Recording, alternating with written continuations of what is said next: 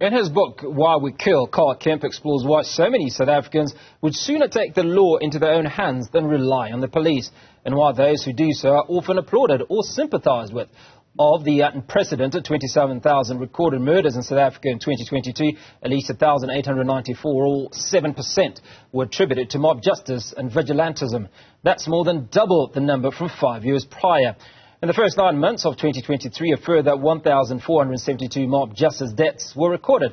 Well, let's speak to Karl Kemp, who joins us live from Greece. Karl, very good afternoon. Thanks for your time.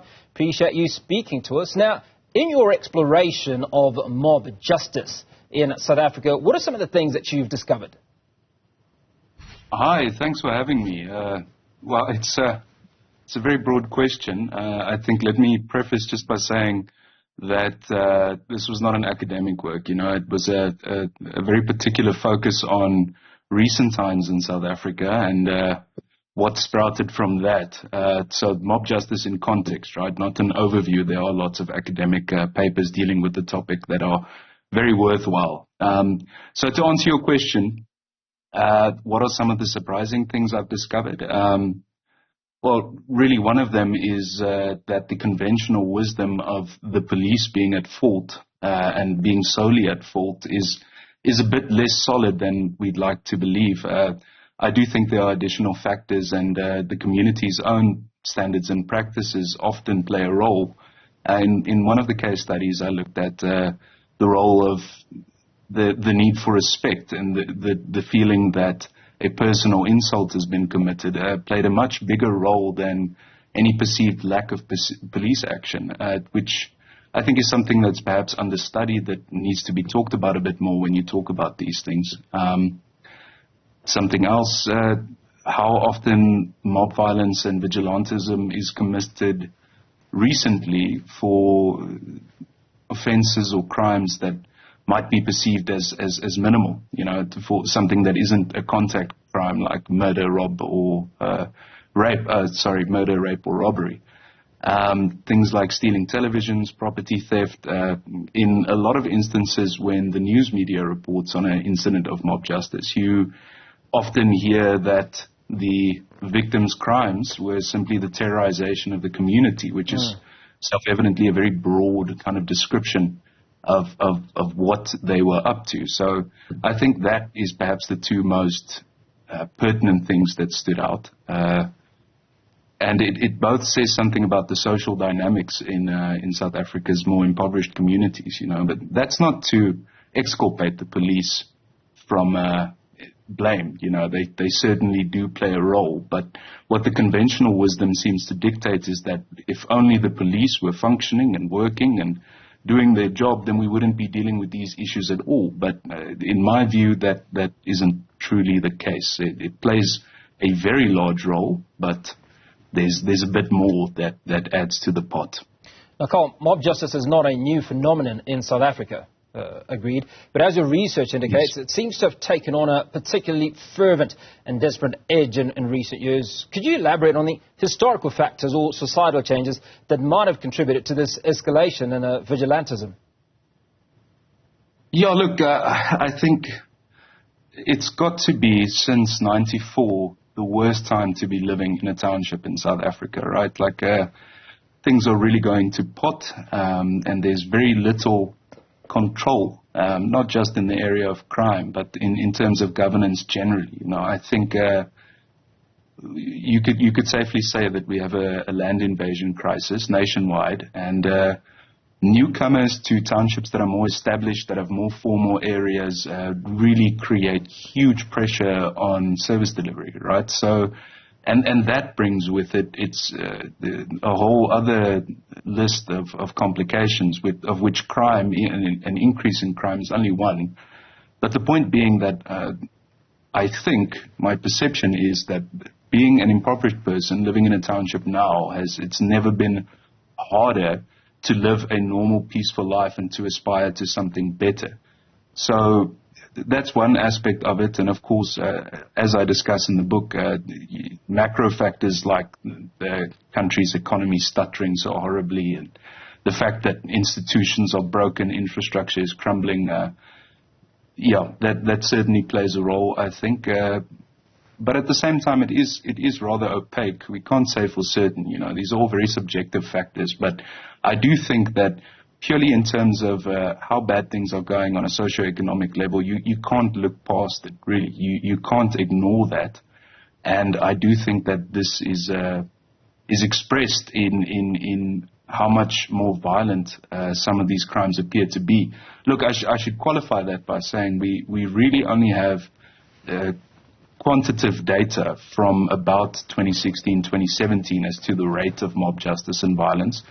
I make that clear in the book, is that so since 2017 we can see a marked increase, almost a doubling of the rates of mob justice murders and assaults. We can't say for certain whether prior to 2017 the issue wasn't as bad. But yeah, so I think definitely when you look at the past, you know, the state capture era, and then a lot of the promise of Ramaphosa's presidency, which arguably a lot of people weren't as enamored by his promises as the rest of the country seemed to be, but also that it failed to materialize this idea that things were going to get better under Ramaphosa. So lots of things like that, but long story short, it's difficult to conclude. It really is. Karl, is vigilantism synonymous with killing the alleged perpetrator? I mean, do we ordinarily in South Africa have acts of vigilantism where the alleged perpetrator isn't actually killed, or is it almost synonymous that if the mob justice, if the mob comes into it, then the individual is most certainly going to be killed?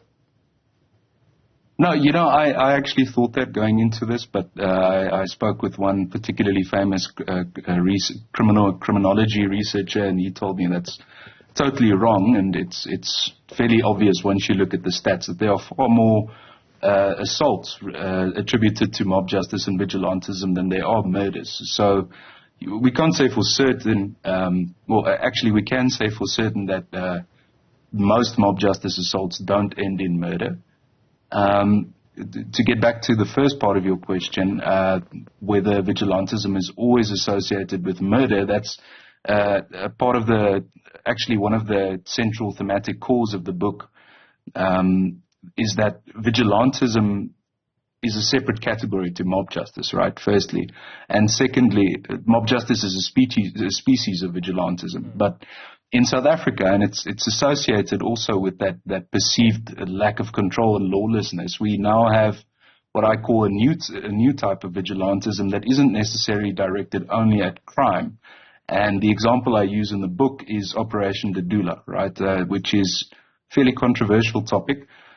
Dudula, I think their rhetoric, obviously most of it is directed at foreigners or migrants who they perceive to be in the country legally, taking up resources that are meant for South Africans, right? But the way they've responded to that is perhaps conceptually a bit different than what, you know, previous waves of xenophobic violence were.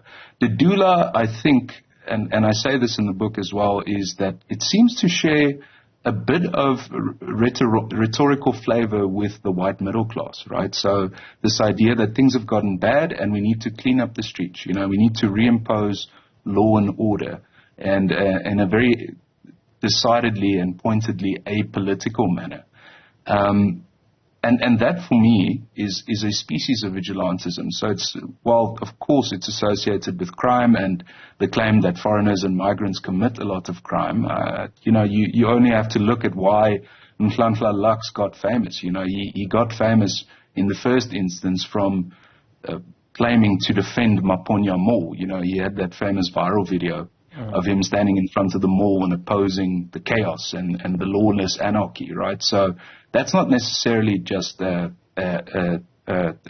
foreigner migration issue or a crime issue. That speaks to something about how there's this shared feeling in the country that things really are out of control and something needs to be done about it, and that institutions can't be trusted to take care of it, you know, whether that's the cops or any governmental institution that's responsible for any aspect of service delivery and maintaining the social compact. So, yeah, I think I've strayed a bit off the topic of your question, but just you asked whether vigilantism is always associated with murder. In the first instance, not necessarily, although there does appear to be the sense that people are now, assault is no longer enough. You need to send a message and you need to punish and you need to eviscerate that, which more often ends up in murder, though we can't say conclusively. And then also that we do seem, in my view, there's a new type of vigilantism in South Africa that's a lot more, it's a lot more things that can fall under its conceptual umbrella, so to speak. Karl, just how organized is vigilantism in South Africa? I mean, from what we see, whether it's documented on social media or videos of people recording acts of vigilantism, there always seems to be an end goal and some form of, I mean, we call it a mob, but there seems to be some form of order in how the penalty is implemented, if you will. Yeah, look, that's actually something I didn't address in the book that I would have loved to have more time and resources at my disposal to go into it, is the role of street committees and CPFs that become far more violent than they have the lawful right to. That's definitely an aspect of vigilantism and mob justice that I didn't address in the book. There's a lot of academic work out there on it.